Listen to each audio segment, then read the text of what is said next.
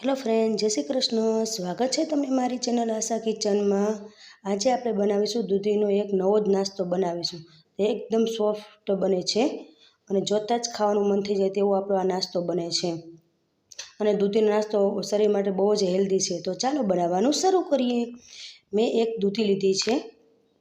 દૂધીને એવું કટકો લીધો છે. હવે તેને આપણે દૂધી આવી સરસ એવી કૂણી લેવાની છે. તેને આપણે આગળનો ભાગ અને પાછળનો ભાગ હટાવી લેશું અને પછી આપણે હવે તેની છાલ હટાવી લેશું. દૂધી શરીર માટે બહુ જ હેલ્ધી છે. દૂધી છે શરીરનું વજન પણ ઘટાડે છે અને શરીરની ગરમી પણ દૂર કરે છે અને એસિડિટી પણ દૂર કરે છે. તમે દૂધીનો કોઈ પણ નાસ્તો બનાવીને તમે આ દૂધીનો નાસ્તો ખાઈ શકો છો અને બાળકોને પણ ખવડાવી શકો છો. દૂધી સરસ રીતે આપણે દૂધીને છાલ હટાવી લીધી છે. હવે તેને આપણે એક બાઉલ લેશું અને એક ખમણી લેશું નાના હોલવાળી. હવે તેને આપણે દૂધીને છે તે ખમણી લેશું. દૂધીને સરસ એવી ઝીણી એવી ખમણી લેવાની છે. દૂધી શરીર માટે બહુ જ હેલ્ધી છે અને બાળકોને તમે કોઈ પણ જાતની દૂધીમાંથી બનાવેલી રેસીપી બનાવીને તમે ખવડાવી શકો છો. બાળકો જો આમ દૂધી ન ખાતા હોય તો તમે નવી નવી જાતની દૂધીમાંથી વેરાયટી બનાવીને તમે ખવડાવી શકો છો. દૂધી આપણી સરસ એવી ખમણાઈ ગઈ છે. અંદાજે મેં એક વાટકી જેટલી દૂધી લીધી છે ખમણેલી. હવે એક વાટકી જેટલો રવો લીધો છે. રવો આપણો ઝીણો લેવાનો છે. જો રવામાંથી તમારે ના બનાવવો હોય તો તમે ચોખાના લોટમાંથી પણ આ નાસ્તો બનાવી શકો છો. તેને મિક્સરમાં પીસીને કે ગરગંટીમાં દળીને બનાવી શકો છો. હવે તેમાં મેં એક વાટકો જેટલું દહીં એડ કર્યું છે. હવે તેમાં મેં લીલા ધાણા લીધા છે તે એડ કરી દઈશું આપણે. હવે તેમાં આદું છે તે ખમણીને લીધું છે તે એડ કરી દઈશું. હવે તેમાં એક મરચું લીધું છે જેને ઝીણું એવું કટિંગ કરી લીધું છે તે આપણે એડ કરી દઈશું. હવે તેમાં નિમક લેશું સ્વાદ મુજબ. અડધી ચમચી જેટલું નિમક લીધું છે. હવે તેમાં ખાંડ લેશું તેથી આપણું બેલેન્સ સરસ રીતે જળવાઈ રહે. હવે આપણે તેમાં છે તે તેલ લેશું. તેલ લેવાથી આપણા દૂધીનો નાસ્તો છે ઠંડો થયા પછી પણ આપણો નાસ્તો છે સોફ્ટ રહેશે. હવે તેને આપણે આ બધું છે સરસ રીતે એવું મિક્સ કરી લેશું. સરસ એવું મિક્સ કરવાનું છે. અને મારો વિડીયો પસંદ આવે તો વિડીયોને એક લાઇક અને ચેનલ પર નવા હોય તો ચેનલને સબસ્ક્રાઈબ કરવાનું ભૂલતા નહીં. સરસ રીતે આપણે એવું મિક્સ કરી લેવાનું છે. સરસ એવું મિક્સ થઈ ગયું છે. હવે તેમાં આપણે થોડું પાણી એડ કરીશું. પાણી છે એવું થોડું જ એડ કરવાનું છે, વધારે એડ નથી કરવાનું કેમ કે આપણે આમાં દૂધી નાખી છે એટલે દૂધીમાંથી પાણી નીકળે છે. માટે આપણે પાણી છે થોડુંક જ એડ કરવાનું છે. હવે આપણે તેને ઢાંકીને રાખી દઈશું. 10 મિનિટ સુધી રેસ્ટ આપી દઈશું. હવે એક પેન લીધું છે એમાં પાણી ગરમ કરવા રાખ્યું છે. તેમાં એક લીંબુ આપણે એડ કરી દઈશું જેથી આપણું પેન છે તે બગડે નહીં. હવે સ્ટેન્ડમાં રાખી દઈશું. હવે ઢાંકણ ઢાંકીને એને આપણે રાખી દઈશું. ત્યાં સુધી આપણે બીજી પ્રોસેસ કરી લઈશું પાણી ઉકળે ત્યાં સુધી. હવે એક પ્લેટ લીધી છે. તેને સરસ રીતે તેલથી ગ્રીસ કરી લેવાની છે જેથી આપણો નાસ્તો છે તેમાં ચોટે નહીં, સરસ રીતે સહેલાઈથી નીકળી જાય. હવે જે આપણે નાસ્તાને રેસ્ટ કરવા આપ્યો તે નાસ્તો આપણે ચેક કરી લઈએ. તો નાસ્તો આપણો સરસ એવો થઈ ગયો છે, સરસ એવો ફૂલી ગયો છે. તેને સરસ જો આવું બેટર રાખવાનું છે. હવે આપણે તેમાં ઈનો લેશું.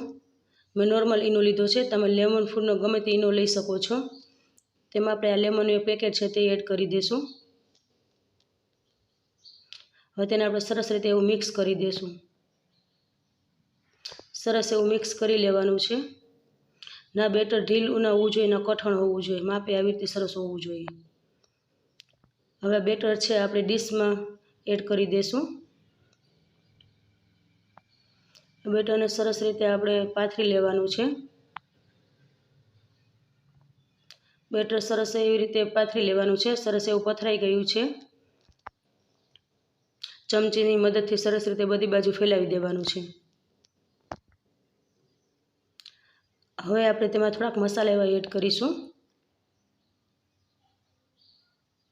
મેં કાળા મરીનો પાવડર લીધો છે તે ટ્વિંકલ કરી લેશું. લાલ મરચું પાવડર લીધું છે તે ટ્વિંકલ કરી લેશું. હવે મેં એમાં થોડાક તેલ એડ કરે છે તે એડ કરી દઈશું.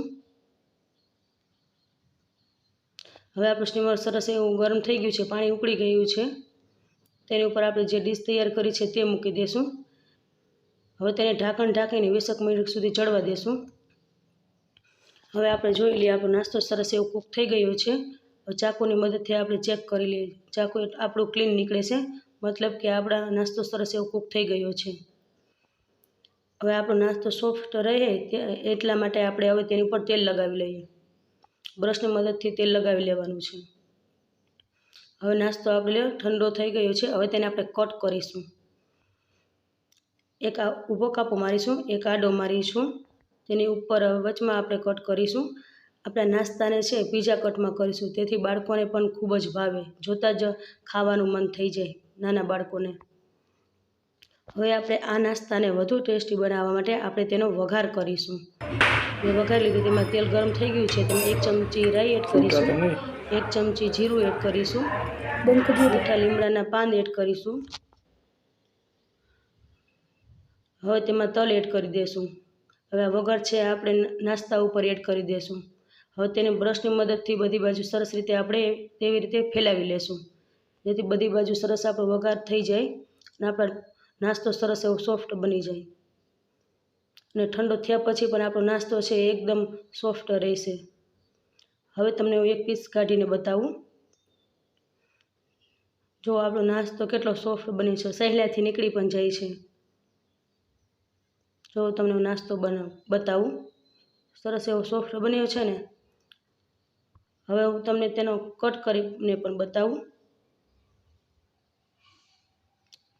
તો કટ કરીને બતાવું, કેમ કે આ નાસ્તામાં આપણે છે દૂધી ભરપૂર પ્રમાણમાં એડ કરી છે, એટલે આપણો નાસ્તો એવો સોફ્ટ બન્યો છે. તેને ટમેટા ચટણી અને સોસ સાથે સર્વ કરીશું. And thank you.